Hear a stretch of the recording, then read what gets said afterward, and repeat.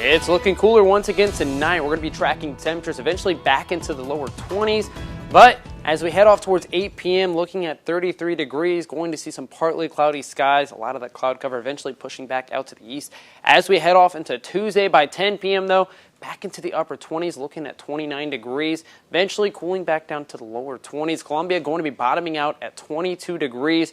Down to the south, Jefferson City, 23 degrees, and off to the southwest, Lake of the Ozarks, 24 degrees.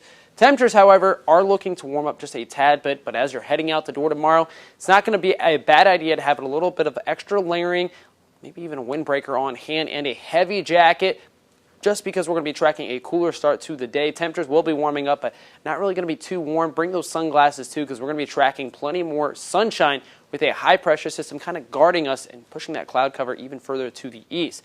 Now, temperatures eventually going to be warming back up into the mid-40s after we get through the early morning hours. Sunshine going to be helping us back out, but still going to be dealing with a lot of these temperatures on the cooler side because of winds out of the north and west. But as we head off into Tuesday afternoon, that high-pressure system starts to float off to the south and east. Now, as we head off into midday Wednesday, we're going to see some winds shifting back out of the west and eventually southwest, which is going to fuel some warmer temperatures.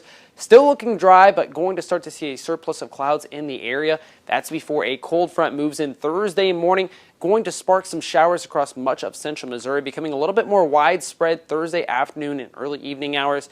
Now, with this, could even see a couple rumbles of thunder, but overall, not looking at anything in terms of storms. On the back edge of the system, though, we could see some little bit of remnants of some flurries as temperatures will continue to cool back down, not looking at any impacts to the roadways at this time being. That does eventually push out to the south and east. Then we're just going to be dealing with cooler temperatures once again heading off into the weekend. Now, if you have any Friday plans for St. Patrick's Day, well, you're going to want to have a jacket on hand because temperature is not going to be doing too much of a favor. Only going to be tracking temperatures back into the 30s for the afternoon highs. Going to be a cooler time across much of central Missouri, and it looks like it's going to be staying with us even into the extended forecast.